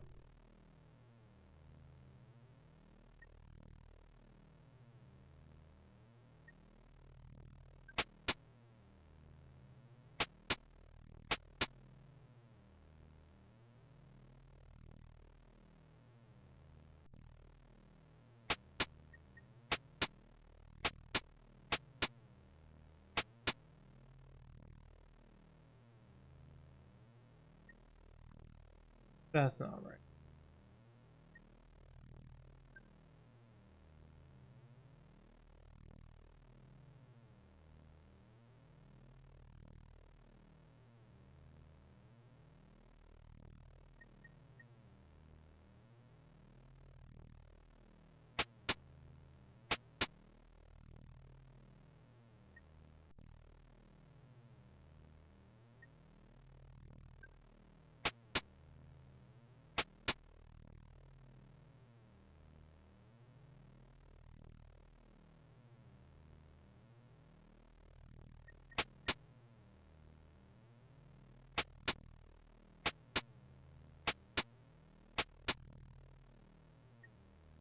No. Okay, I don't really get this puzzle. I think I'm doing it, but then I'm not doing it. So I have that one. The one that's over here isn't right.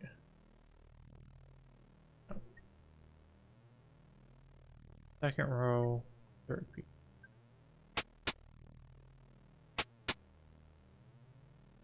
This one could be it.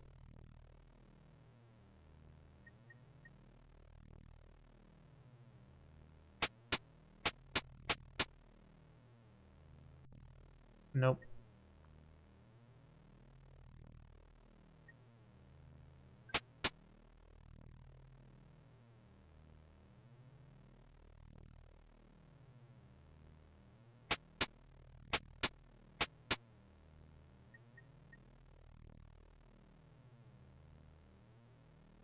That's just not it either.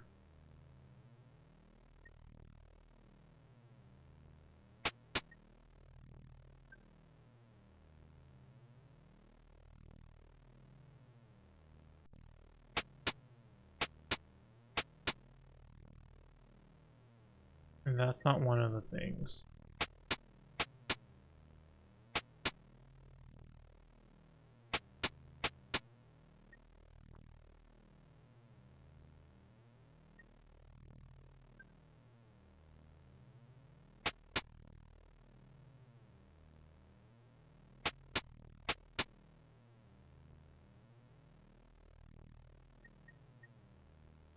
Third row, second piece. Okay, that's one of them. So we have the first one and the second one.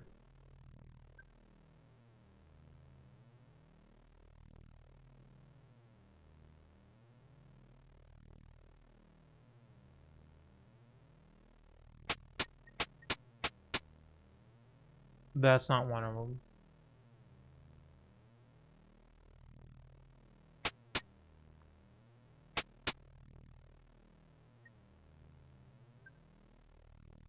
Wait, is that even right?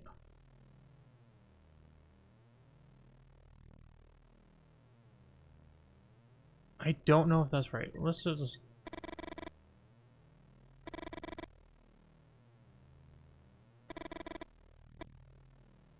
Can I just tell her one of the stories you know about Lee, just to wipe the smile off her face?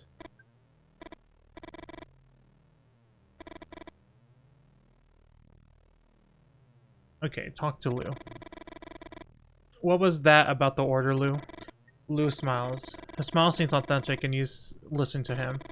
The poem I recited to you earlier is by Lewis Carroll and is mentioned by one of the manifestos of the Order of the L. A stick I found weighs blah, blah, blah. How much did each piece weigh? We don't have time for you to find the answer. Lou looks at you and you shake your head. I'm going to tell you the answer is not a quarter of a pound like everyone says. The answer is a little less than a quarter of a pound. And count the weight that is lost with the dust when you saw the stick.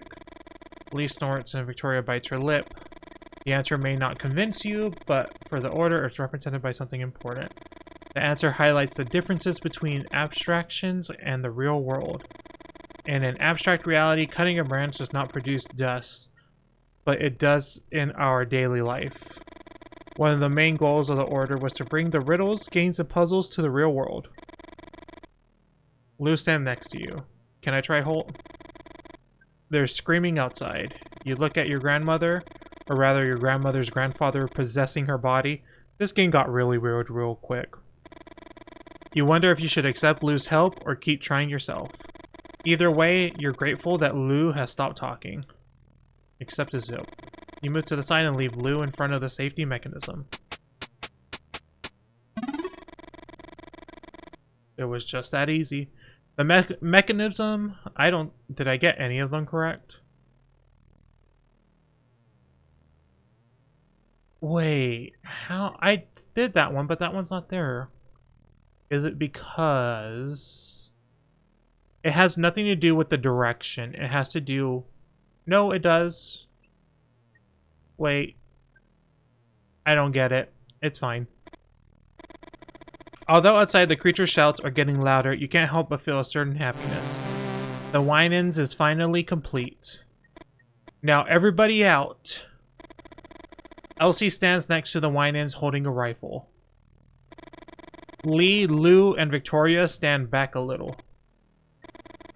You crack your knuckles and take a deep breath.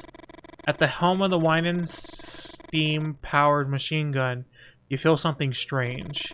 You find it hard to put into words. It's as if somehow the present has given way to the past.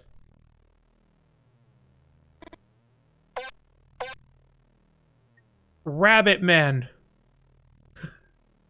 What a thing to say. They are weak creatures. Cannon fodder in the war against the upright beasts. Aim to the left. Shoot. Aim to the center.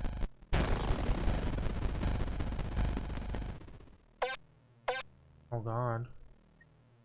Aim to the right.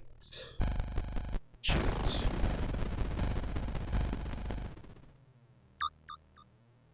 Aim to the left.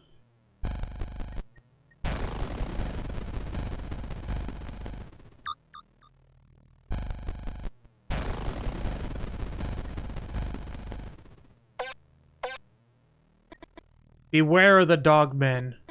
They're behind the rabbit men. The dogmen are more resistant than the rabbit men. And if you hurt them without killing them, they get mad. Into the center.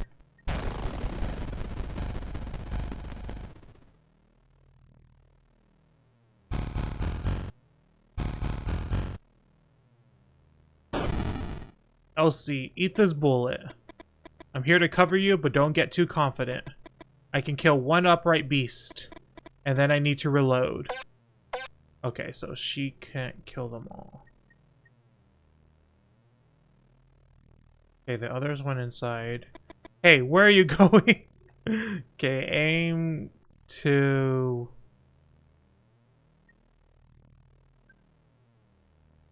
We can do...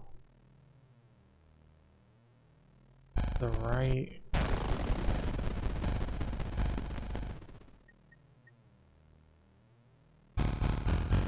Okay, and then Elsie will kill this one.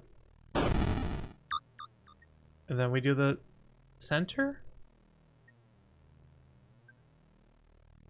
Oh no, aim to the...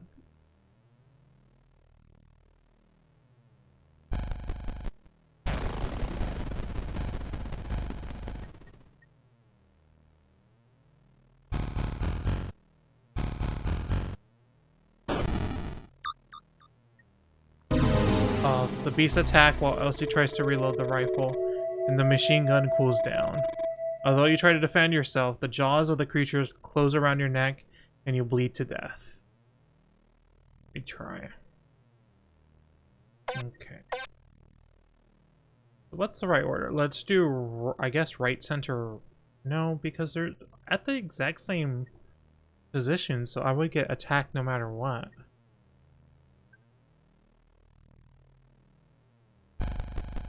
Let's shoot.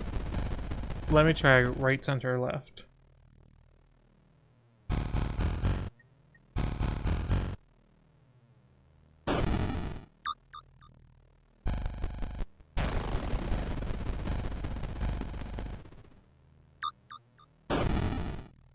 Okay. Okay, so Elsie can kill them in one shot, but we can't. Okay, this is wild. The two men and the woman gone. Deserters. Stay shooting. No, stay shooting. Take a deep breath and try to focus. And those creatures over there? Mothmen. If you manage to wound them without killing them, they go crazy and run like a stampede. You can take advantage of them to generate chain effect. Aim to the right. I think we have to. I don't know. Let's try it.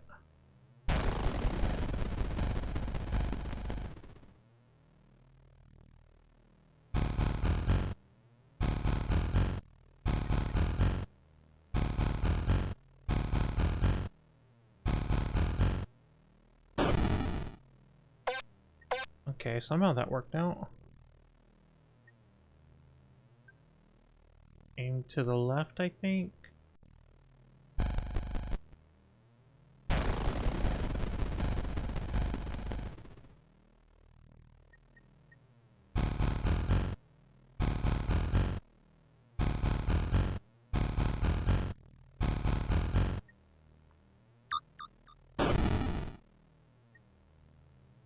Okay, let's send Elsie to look for the rest. You know that Lou was the first to leave, and the helplessness eats you up inside. Go look for them. But if we're gonna fight here, we fight all together. Okay.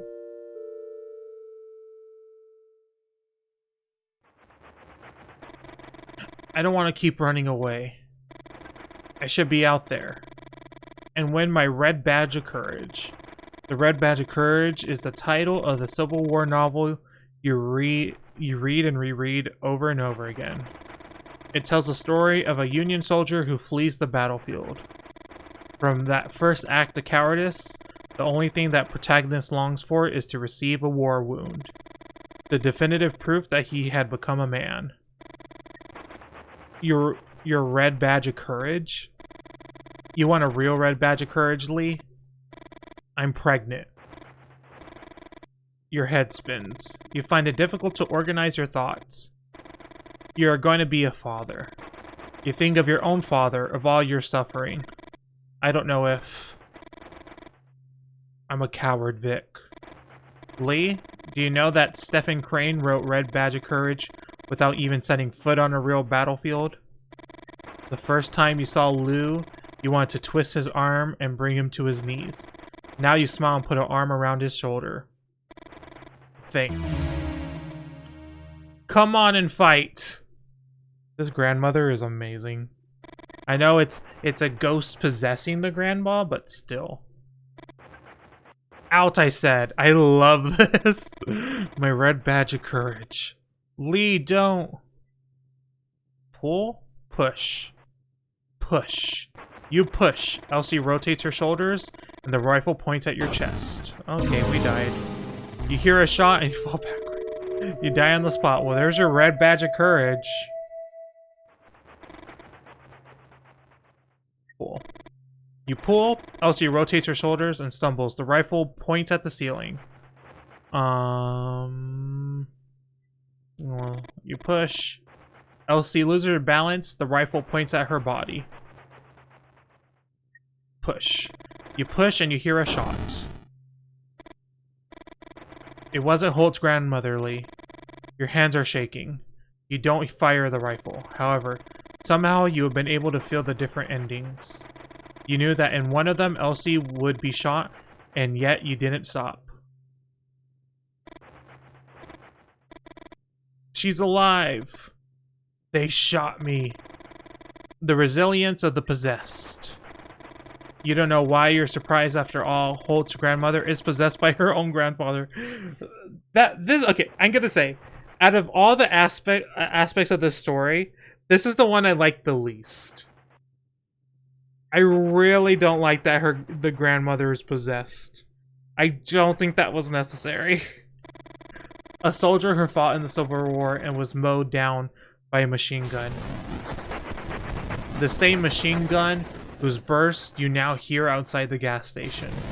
Tearing apart creatures not mentioned in any biology textbooks. Eat bullets, you son of bitches.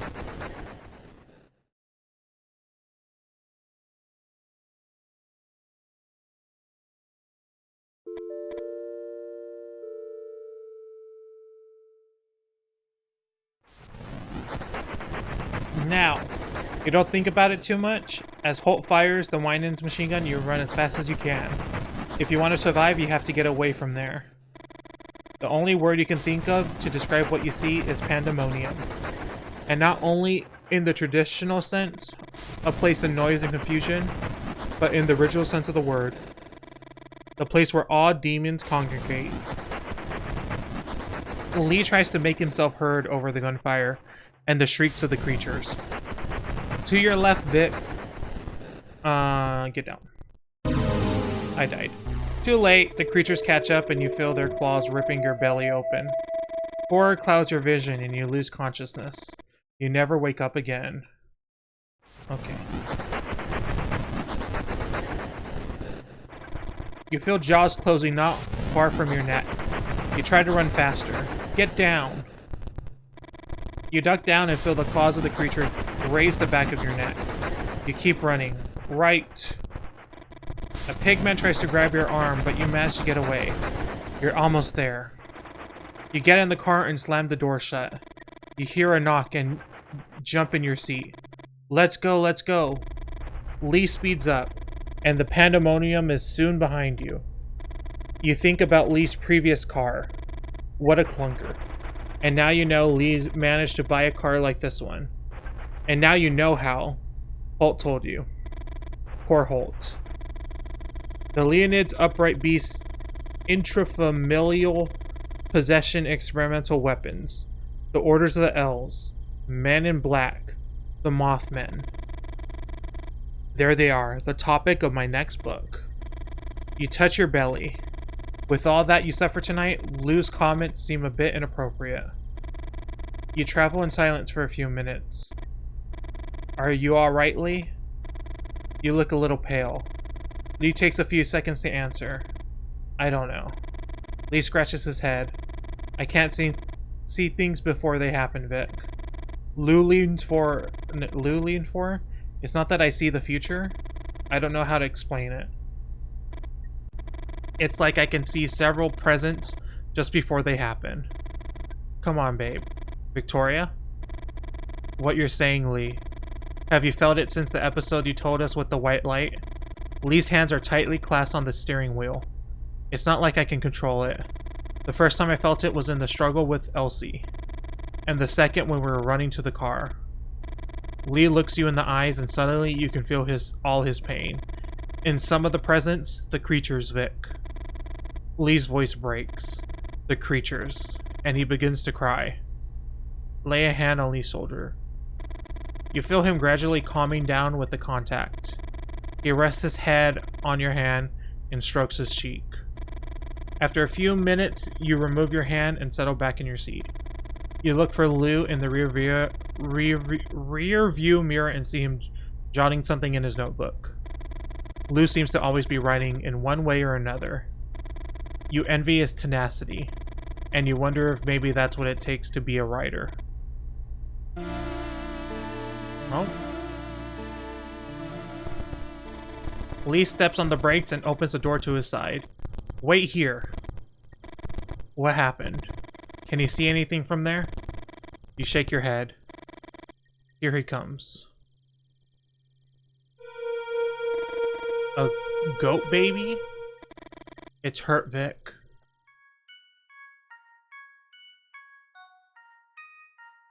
What is going on? Although neither of you say anything, you think you know what you have to do. Lee kisses you on the mouth and starts the car. In the back seat, Luke clears his throat. I don't want to be anticlimactic, but the demonization of the god Pan, Satan as a male goat. You do know that there are records throughout history of bloody wars against goat men, don't you? The end. What?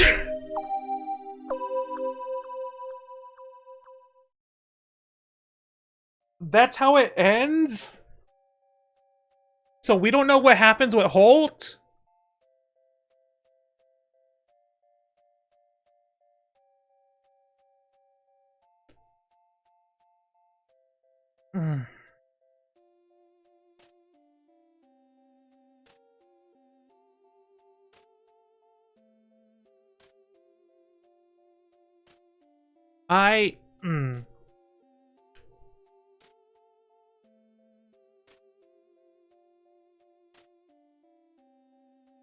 I don't know. I don't know about that. Okay, there is more. 8 years later.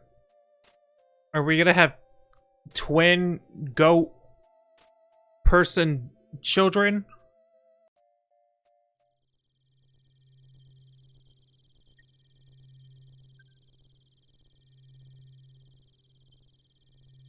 Okay, Men in Black. Okay, Lee and the daughter. The goat child.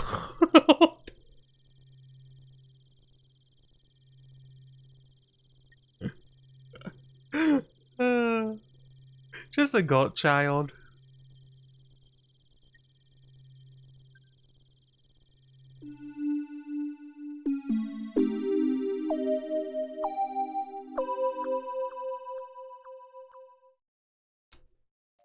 Okay.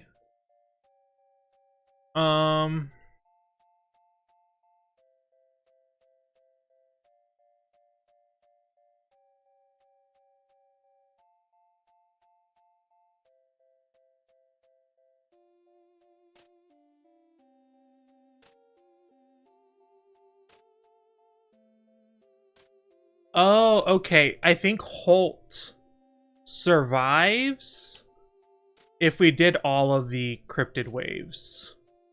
But I didn't do that. So you could have some other things. Make a creature's accurate drawing.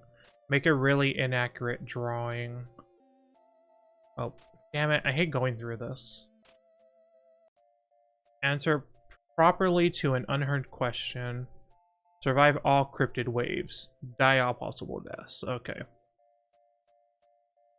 Well, That was wild. Okay, when I knew what this game was like gonna be, I think I would have preferred one, I kind of wish it didn't jump to the future, cuz I do think the idea of like taking care of a little goat baby.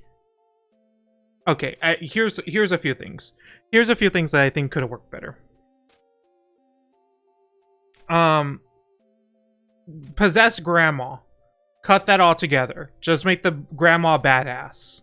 Just make the grandma badass and like have this, maybe even make it where it was actually through, I don't know. Just make it, I just think that was super unnecessary. I just think it was super unnecessary. Two, I don't think she should have been pregnant. I think she should have had been pregnant and had a miscarriage and be really torn up about that.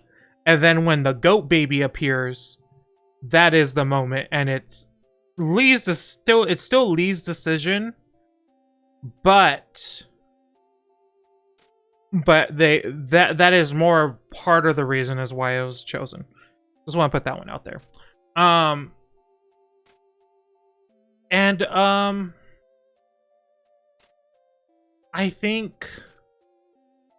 I also think this could have, I think they could have went further with the Mothman, and then maybe the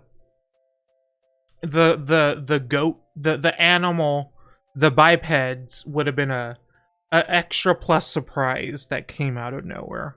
I think that could have helped. That could have been something. I think it was messy though. I think I could describe this as a messy story. I enjoyed it. I love the presentation. I think the presentation was really great. And I really like it. And there's gonna be more of these in this Pixel Pulp series. This is the first one. And I would definitely like to play more of them, because I am interested to see where they go. But this story was wild. Even the stories within stories. Just the grandma running into the woods with a gun, even though now we know she was possessed this entire time. That was a wild story. Holt's childhood bear man running naked in a church. That was wild. I don't think they never really... Did they ever explain exactly what Lee did? That was questionable. It was like, that was some shady stuff, and I'm like, was that shady? I don't really care. Didn't he just like copy documents? I don't care about that. I really don't care. We're gonna have the internet soon. I don't think that matters to me.